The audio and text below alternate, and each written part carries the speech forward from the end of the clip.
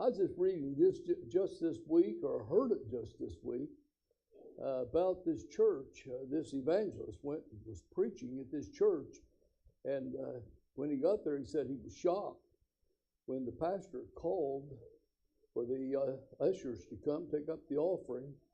Everybody stood at their feet, and they were shouting and clapping their hands and praising the Lord.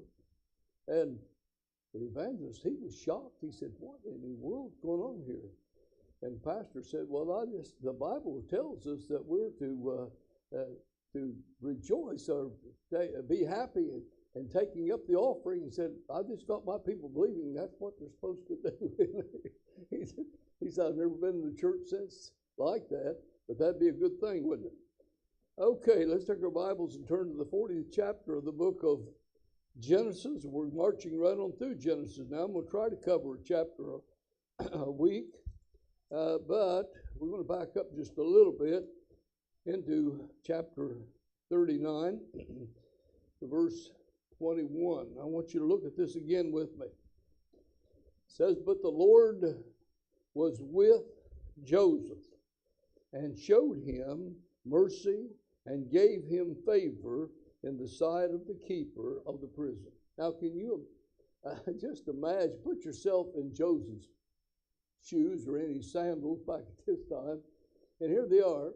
They let him out of that comfortable home that he had finally worked himself up in, out of Potiphar's house, and now they're taking him down to the prison house. And it says the Lord was with Joseph. I'm glad that's there because we're going to read it a couple times tonight. And it says, "And the keepers of the prison, or the keeper of the prison, committed to Joseph his hand all the prisoners." And I want to mark that. All the prisoners that were in the prison, and whatsoever they did there, he was the doer of it. Now, it wasn't just over the two that we're going to be talking about tonight, the baker and the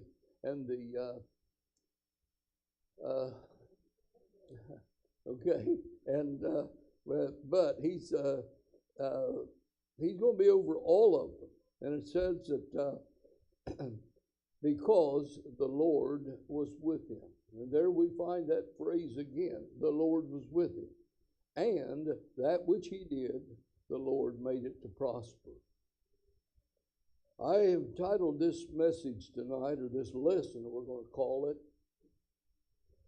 "A Victim of Doing Right." A victim of doing right. That's Joseph. He's a victim for what?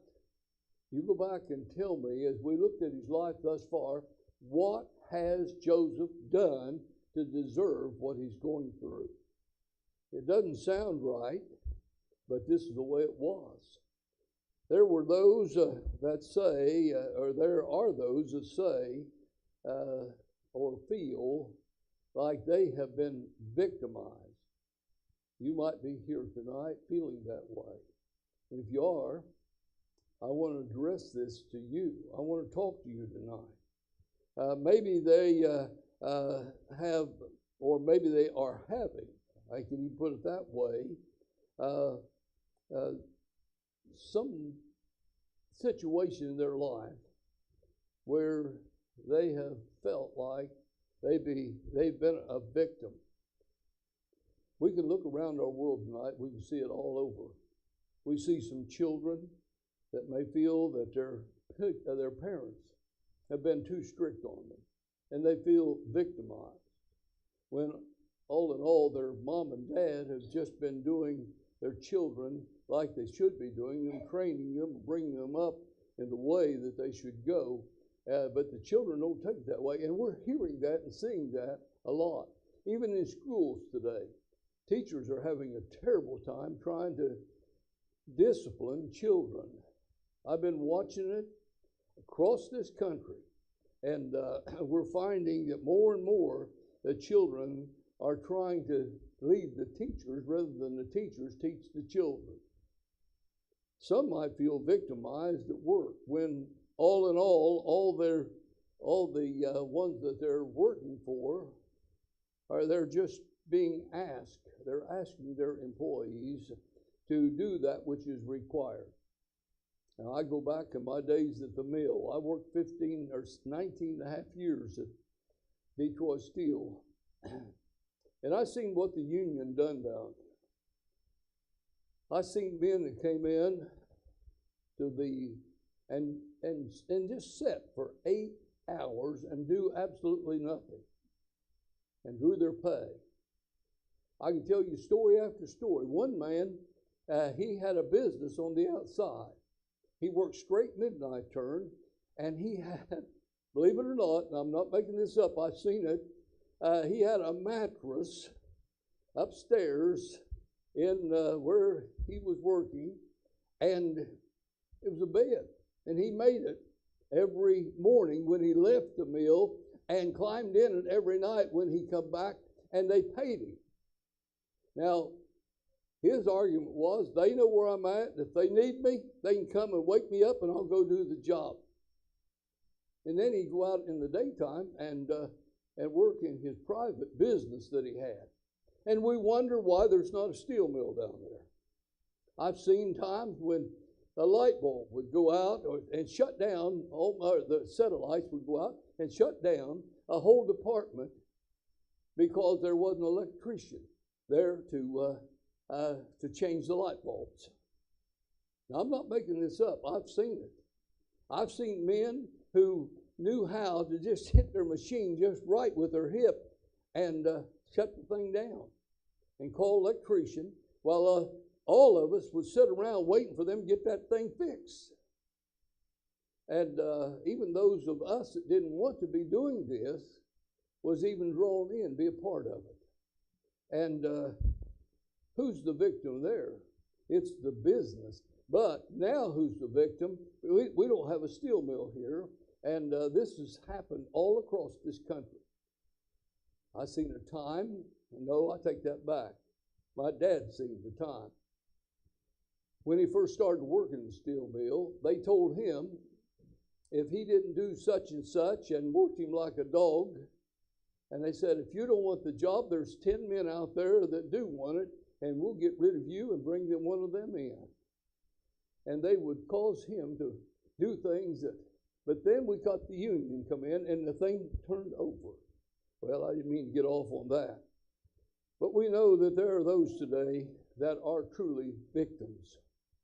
Victims of unfair and unjust treatment.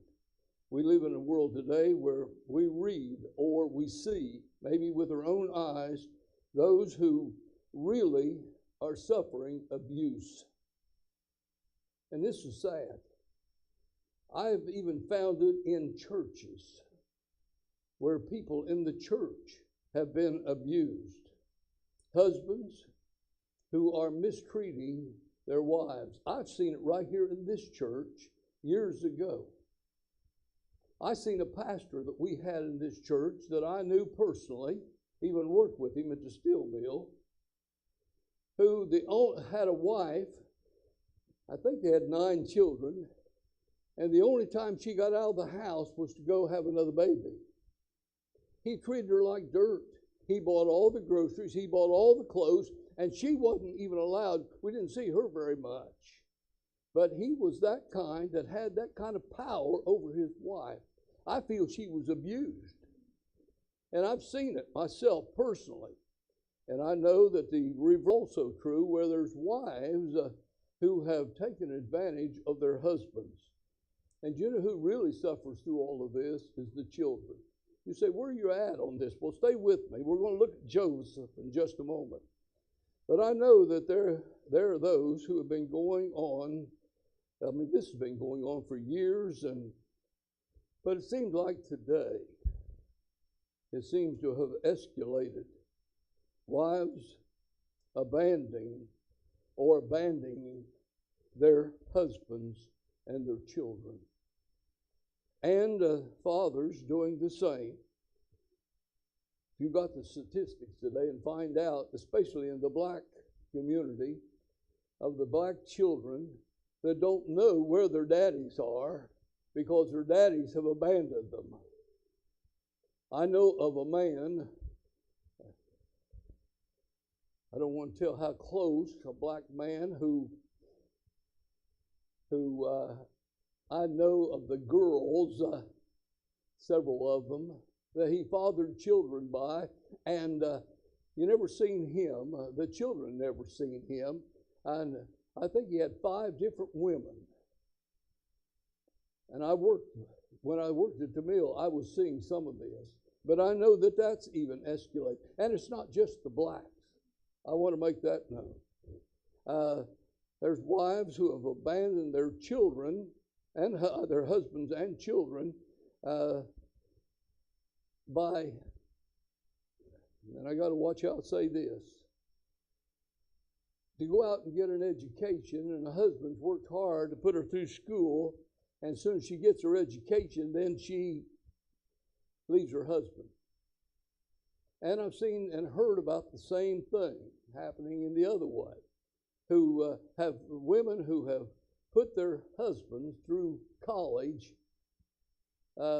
and then when the husband gets his degree and gets his thing going for him, then his wife, he feels bigger and better than her, and he walks off from her. We see this going on. Well, I bring it out just because I want to show what mistreatment can do. And we find it right before us with Joseph. It came to pass, chapter 40, and verse 1. After these things, that the butler of the king of Egypt and his baker had offended their lord, the king of Egypt. Now, we don't know what they done, but they done something bad enough that the king had them put in prison. Now, if anyone could claim mistreatment, I think that we would, as we look at Joseph has been done wrong all the way since we picked up on him. Some would say that maybe he made his mistakes back home, but he didn't deserve the treatment that his brothers gave to him. As a matter of fact, they wanted to put him to death. They wanted him to die. Now, here he is in a strange land, a slave, and a situation where there's no one to help him. He probably had struggles with the language, totally at the mercy, and actually he was really the property of strangers. He was a slave. After dealing with learning the new language and earning a favor of his master Potiphar, and being seduced by his Potiphar's wife and lied upon, now here he is finding himself in prison, doing what? Doing right. Just being right. He hasn't done anything to deserve what he's going through. And Joseph, you see, he's gone from the pit to Potiphar's house and now to the prison. And it has been a rough 10 years, to say the least. He was 17 years old when he was let off, and we know that he's probably around 27, 28 years at this time. And we don't know how long these two that were this butler and the baker was in prison. As we read about it here, it could have been months, it could have been just weeks or days. But Joseph has been put over them. And we ask this question, and sometimes this question comes out of our own mouth. Where is God in all of this?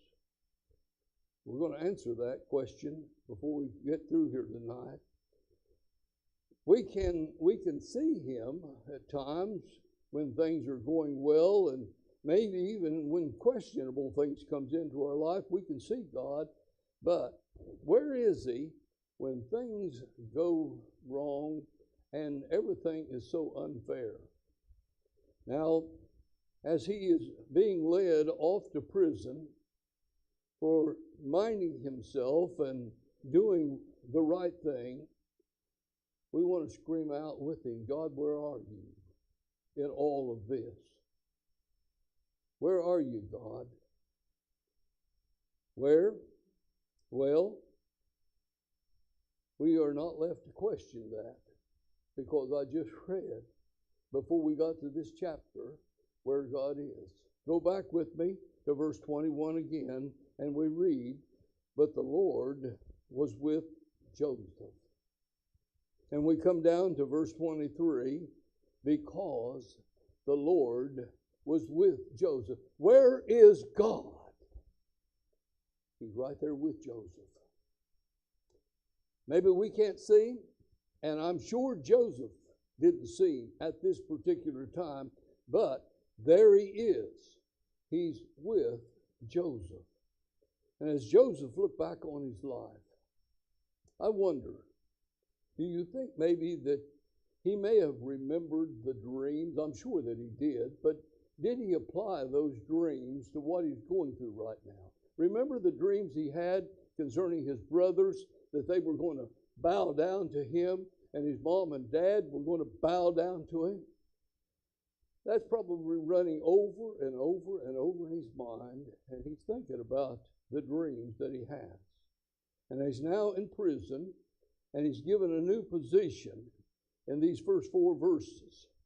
No doubt, the high rank that he had back in Potiphar's house has probably gave him a boost to get the job that he's got now. But here he is over the entire prison under the captain there, and that may have been Potiphar himself, because he, I believe, it's indicated that he was the number 1 man in Pharaoh's court.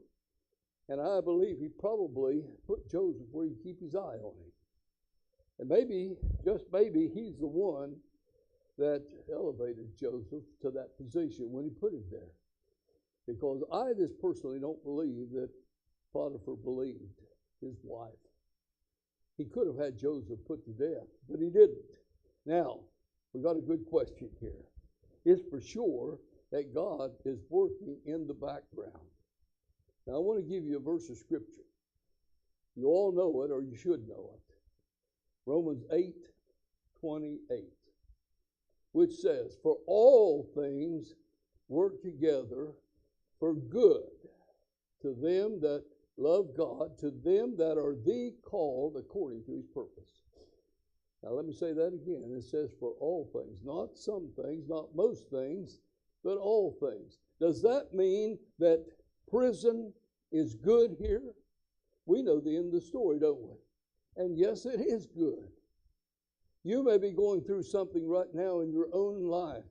You wonder, why, God, am I going through this? Well, let me tell you something. You haven't seen the end yet. And some of us may not see it down here. We may have to see it over there. But I want to tell you what. God is not going to be indebted to any of us. We can't do so much good for God that it's going to be beyond what he's done for us. Let me just put it that way. Now, even in prison, Joseph is excelling. We can see this. For he put over all these prisoners, and among the prisoners were 2 very distinguished fellows. Let me just read it. It says in verse 2, and Pharaoh was wroth against 2 of his officers, against the chief of the butlers, and against the chief of the bakers. And he put them in ward in the house of the captain of the guard into the prison, the place where Joseph was bound. And the captain of the guard charged Joseph with them, and he served them, and they continued a season in ward. Now again, we don't know how long they were there, but let me just mention these 2 fellows. They were the chief butler and the chief baker.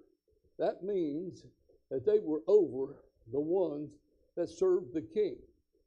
Now, what was a cupbearer? The cupbearer was the one that would taste the food, taste the wine before the king ever took his drink. And if, just if, there was poison in the cup,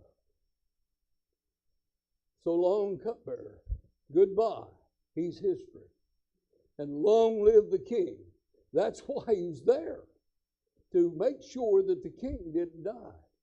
Now we read over in the book of Nehemiah, that Nehemiah, that was his position under King Artaxerxes. And it was a high position.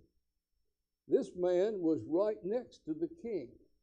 And the baker, of course, he was responsible for all the food that was fixed for the king. So these two men were high in rank in the kingdom there. The other man, the baker, another person on whom the king had to put his trust, and why they're in prison, we're not told. We can use our imagination and maybe think something like this. Well, did someone try to kill the king? And these two men were in question, and so the king had them put in prison. And there they are with Joseph. Two things we read in verse 4 that stands out. I want you to see this. It says, and the captain of the guard charged Joseph with both of them, and he served them. Joseph was put over both of these men by the captain of the guard.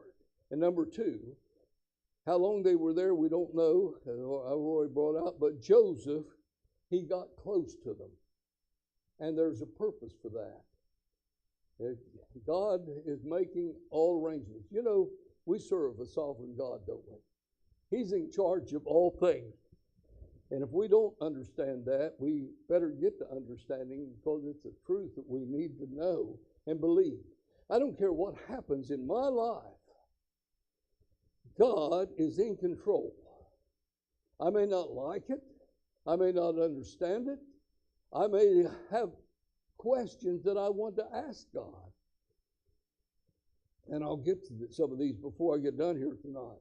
Joseph again he's confronted with dreams. Now, he's already had two dreams of his own, but now he's going to be confronted with dreams again. Let me just stop right here.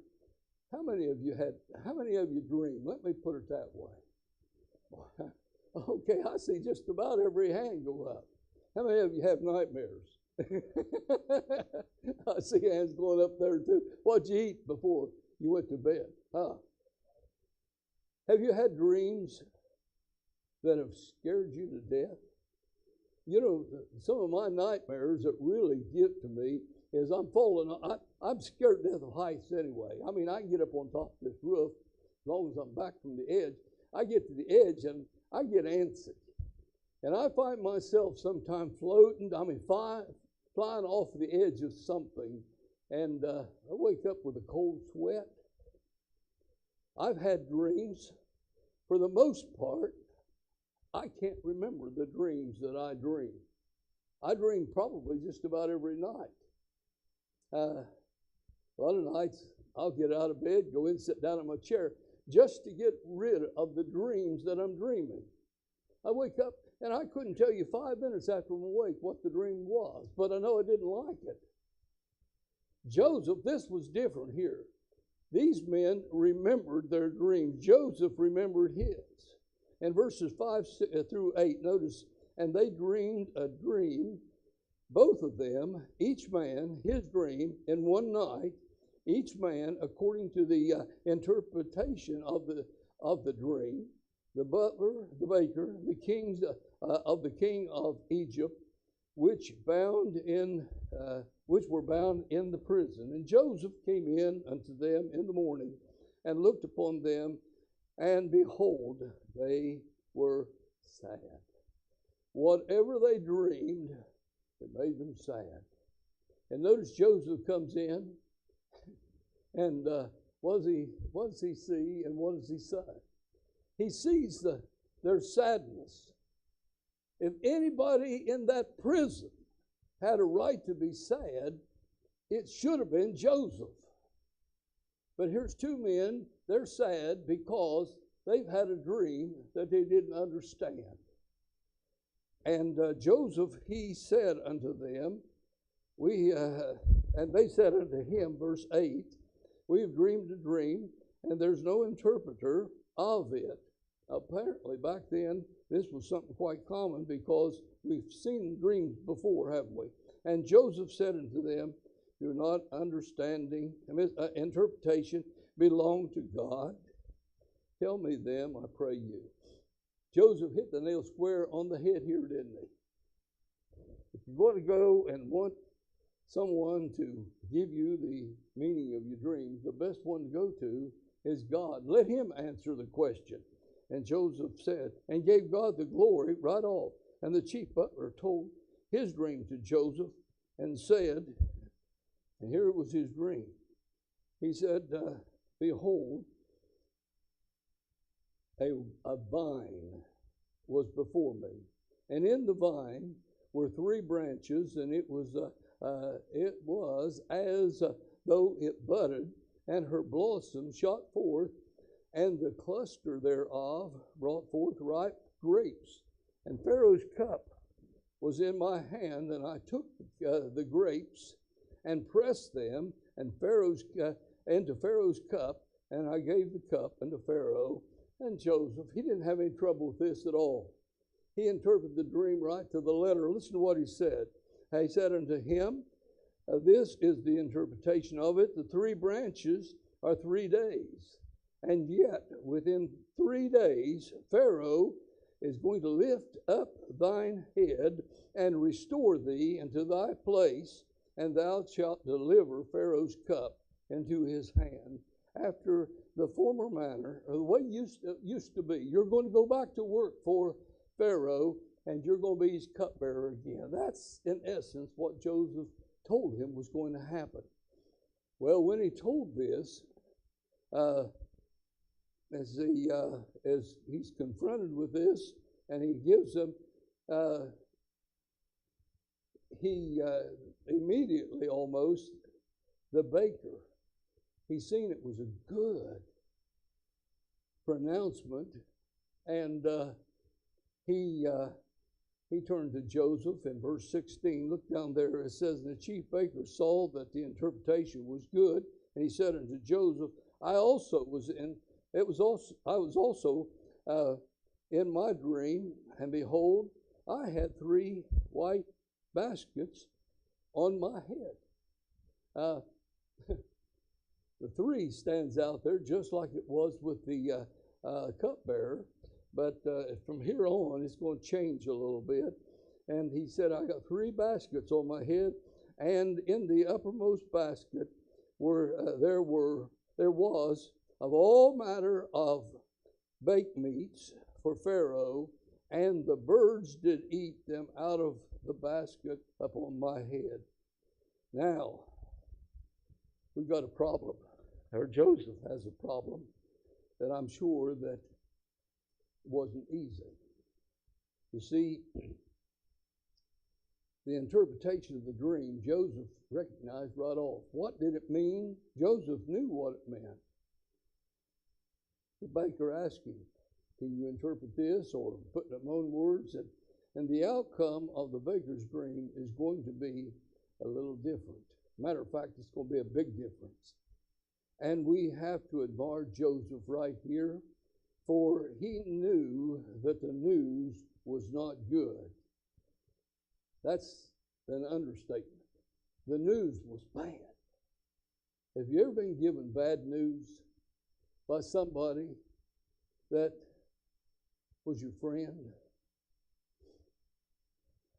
3 years ago, I went to see Dr. Wong. Dr. Wong says, you got a problem, Don. I went home. Everything seemed okay with him, but about 3 or 4 days later it was, wasn't it, that he called me up and said he wanted me back in his office immediately. And I go back to see him, and Dr. Wong said, Don, I got bad news. You've got, right here on your esophagus, you've got cancer. It's come back malignant, and Don, it's not going to be good. I'm 85 years old at this time, and Dr. Wong says, Now, Don, I'm going to be honest with you. They're going to have to cut. It's going to require surgery, and they're going to have to take about that much of your esophagus and cut it out. And they're going to have to pick your stomach up and raise it up high. And he said, it's no small operation. We cannot do it here. You got to go to Cleveland. I go to Cleveland, and they made an appointment. Well, we tried getting Ohio State, and they wouldn't take our insurance, so we took off for Cleveland. And I get up there, and I walk in, and two doctors come in to see me right off, and they said, we got a problem. Your problem's your age. And we had already, he said, they had a team of 10 doctors in the background saying, we've looked at your records and things, and your age, you're too old to have surgery. But these two doctors, they talked to me and seen me, and they said, but you know what? You are not 85 years old. You couldn't be much of. Now, they knew better. They said, you're probably in your 60s as far as your strength and everything is concerned. And he said, we need to talk about this. And so they go back. And they sent me home. And then I have to go back the second time to go back and see the doctors again. They get me in that upstairs room, and they do all kind of tests on me. They say, you think you could make 10 trips back to the other end of this building and back, walking? Well, I'd been walking at this time anywhere from 10 to 15 miles a day, just about every day. I've been riding a bicycle. I've been lifting weights. And I said, think I could walk it? I don't. You want me to run it? I said, I can run that distance. She said, no, we don't want you. She said, I want you to run it. Just do me 10 trips down there at the end of the hall and back. And they take me in, put the for my heart blood pressure check and check it. And then they sent me out again. And I go back to see the doctor. He said, well, I think we better talk about this some more. And like I said, I had a team of 10 doctors talking over it. I say all of that to tell this. I had to go back and see one doctor. This doctor, he was a younger doctor, and he takes us in, and he sits down with us, and he said, I tell you this. They said, we cannot do surgery. Even with the energy and everything you've got, if we put you on the operating table, the report was, I die. He said, you'll not come off the operating table. You're going to die. You think that was easy for that doctor to tell me that? I had to drive home with that on my mind. He said, now I'll tell you what. He said, you've got a good doctor right down there in Portsmouth, Dr. Inoshito. And said, we're going to send you back to him. He said he would take you, and he's going to put you through chemo. And he said, I'll tell you right now. And I said, well, doctor, I don't feel 85. He said, you don't feel it now, but when you go through 8 weeks of chemo, you will feel your age. Well, he lied big time to me. I didn't feel 85 when I got through with that. I felt like I was 105. I thought I was going to die. Now, here's the thing. Look at me tonight. I could die tonight. I know that. I'm ready to go if God sees fit to call me right now. But let me say this. Did I want to hear that? No. But what if I would have ignored it? What if I would have said, I'm not going to do that. I'm just going to take my chances and go on like I am. Probably wouldn't be here tonight. But by the way, we're going to live till God calls us home. We got a day, we got a time, we got an hour. We know that. But what I'm trying to say here is sometimes I'm sure the doctors did not want to tell me what they had to tell me. I'm sure that Dr. Wong, he's been my doctor for years, and I appreciate him. I love the man. And I'm sure he didn't want to tell me what he had to tell me. But wouldn't you rather somebody be honest with you and tell you the truth than tell you a lie and say everything's okay and you're okay, just go on? Joseph was not that kind of man. He had a message, and so he delivered the message. He gave him the interpretation. And he said something like this, my friend, and I believe he was his friend at that time, your days are numbered. 3 days, your history. The king's going to take a rope, he's going to tie it around your, matter of fact, he says he's going to take your head off, and he's going to hang your body out there for the birds to eat the flesh off of your bones. And guess what? That's exactly what happened. Will this man be in heaven? Probably not. We don't know, though. If I got a report like that and I knew that the interpretation happened just exactly the way Joseph said it would, I would have sure been getting ready, wouldn't you? But we don't know what we know what the outcome was, but what happened. Now, Joseph is once more disappointed. I want you to go down to the last verse. Yes, yet did not the chief butler remember Joseph, but begot him. Now I forgot something when I come down through this. Joseph told the chief butler, he said, now when you get out, when you are released, and you go back to the king, and you're with the king, remember me, don't you forget me. And guess what? The inevitable happened. The chief butler forgot. He got back. He was so excited. He's back in his old job. He's working with the king. You talk about disappointment. For 2 full years. That's what we're going to read as we go into chapter 41 for just a couple of verses. Follow me. And it came to pass. There's another one of those that come to pass. And it came to pass the end of 2 full years that Pharaoh dreamed. And behold, he stood by the river. Now, we're not going to talk about Pharaoh's dream tonight because we don't have time. But I want you to mark that for 2 full years. Think about it. I can just see Joseph getting up every morning thinking, waiting. They're going to come in here in just a little bit and tell me the king wants to see me, and I'm going to be out of this dungeon. I'm going to get out of here. But notice the emphasis here, 2 full years. 2 long, monotonous, miserable years, I believe, for Joseph. Now, what did Joseph think about when every day, about this time, he was thinking? The human tendency, I believe, would be, will I be here forever? I never deserved this to begin with. What have I done? I've done everything right. And look,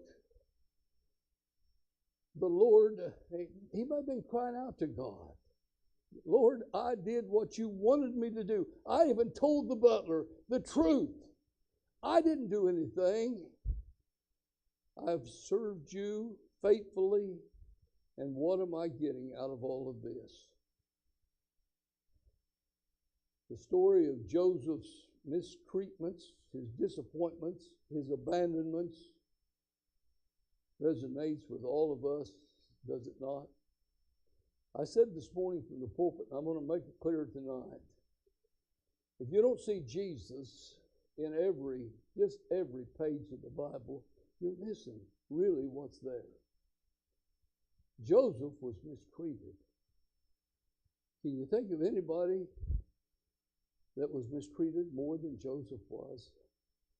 Absolutely we can. His name is Jesus. Yes, Joseph was suffering.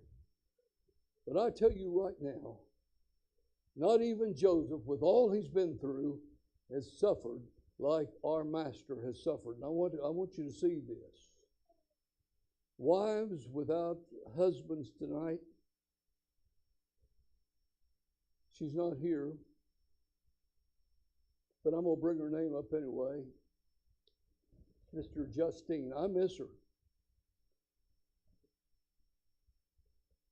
When Scotty died, of all the people that I've ever known, I didn't think it would affect her like it did. She was so brave going through his death. When I would go there and he was dying, she was strong through it all. But when he was gone, she's felt abandoned. She feels alone. She's miserable. And she's told us that. Any of us has been there through that experience. I know that when I first came here, there sits a man right there that every time I seen Randy for almost a whole year, he was sitting and crying. His wife was gone.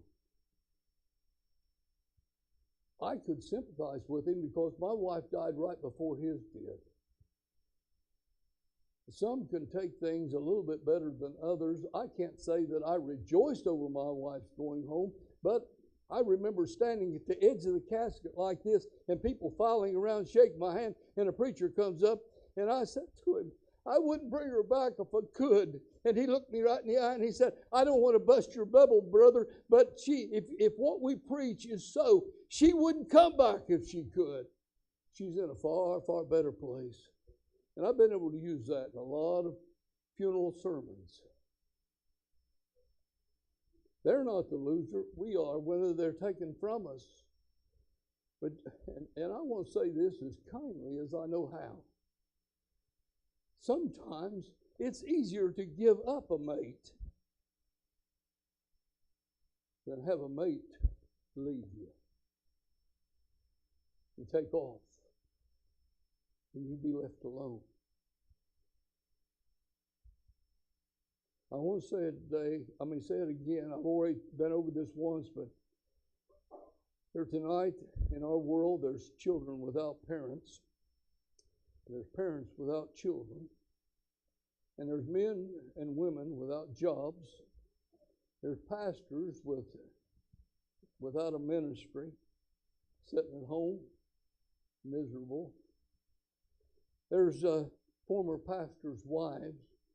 The husband has died, and she's now alone, and she's no longer respected. I know situations like this. With Joseph, again, let me ask, why was he here? Untrue accusations. How many are there today who have been lied on, cheated on, and they hurt deeply? We've got some right around us. I don't want to point out anybody. Some of you have been there. You know what I'm talking about.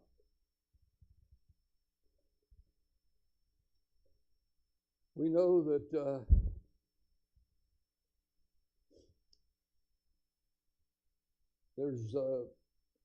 I've heard of women who, as I said, put their husband through college and seen their husbands walk off on them, and vice versa is the case. Now, what would your message be to Joseph right here? How would you talk to him? What would you tell him?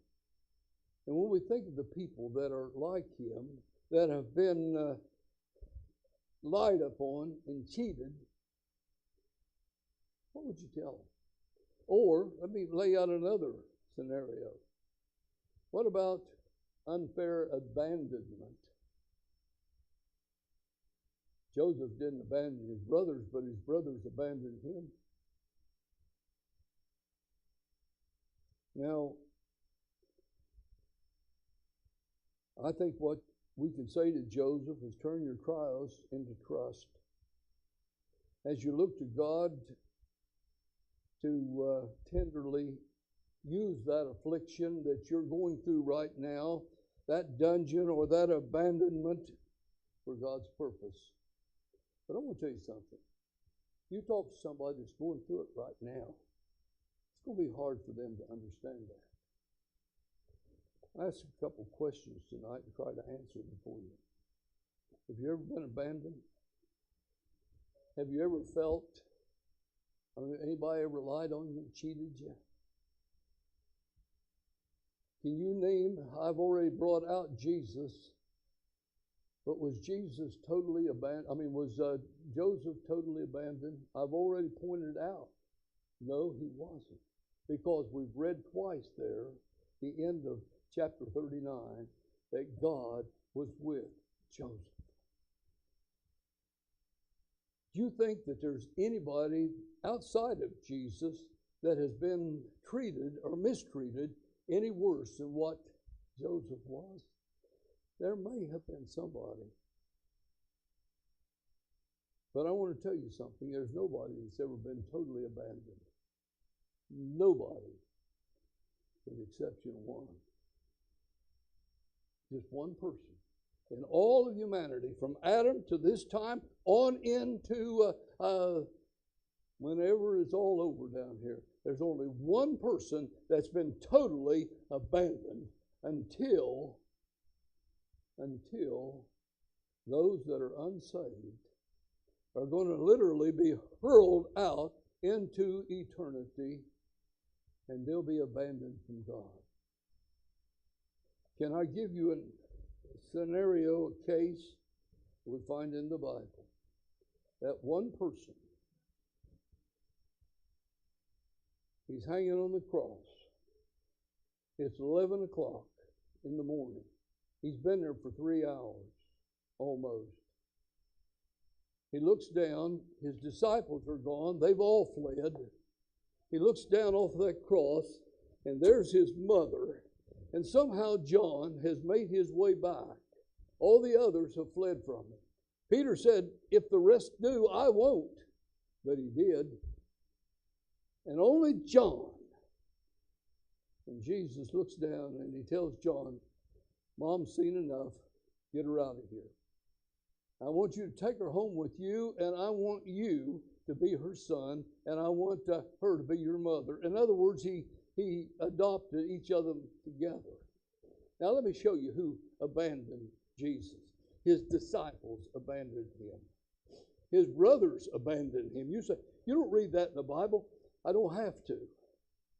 Where were they at? I'll tell you where they were at. They were hiding someplace. They didn't believe in Jesus. They didn't believe him to be the Son of God. They didn't believe him to be who he said he was.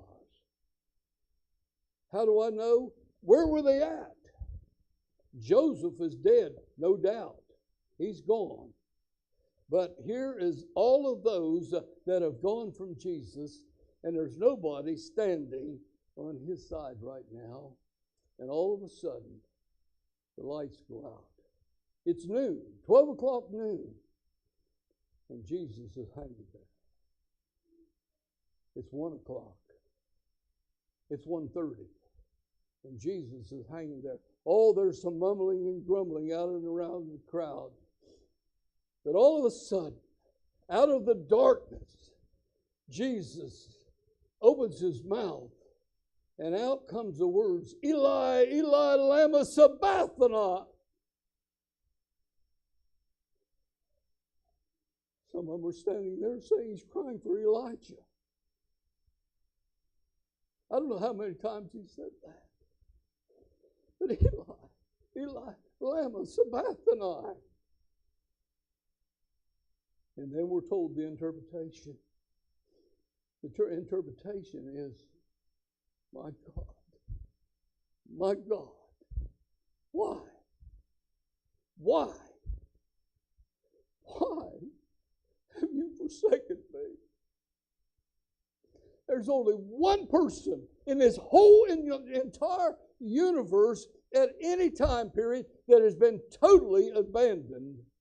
Because I don't care where you're at, I don't care who has left you, I don't care what you're going through, you cannot say that you're totally abandoned. Open your Bible to Hebrews chapter 13 and verse 5, and I want to read it and show you why I can tell you that.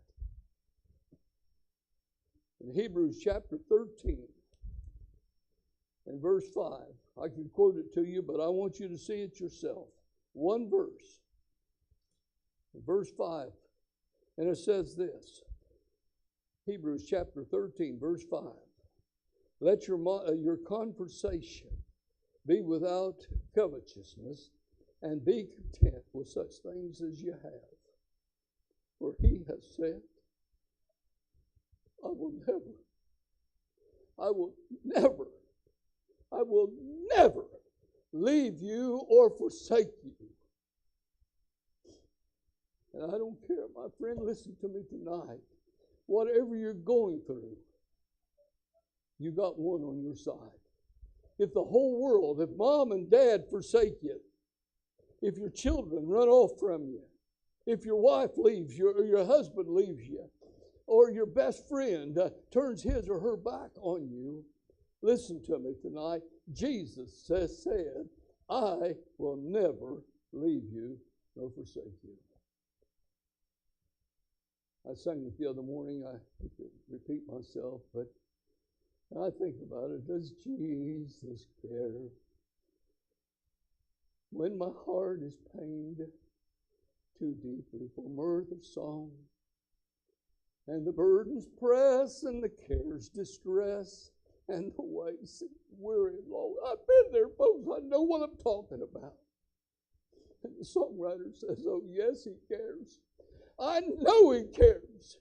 His heart, whatever is burdening you and breaking your heart this night, I can promise you that Jesus' heart is broken with yours.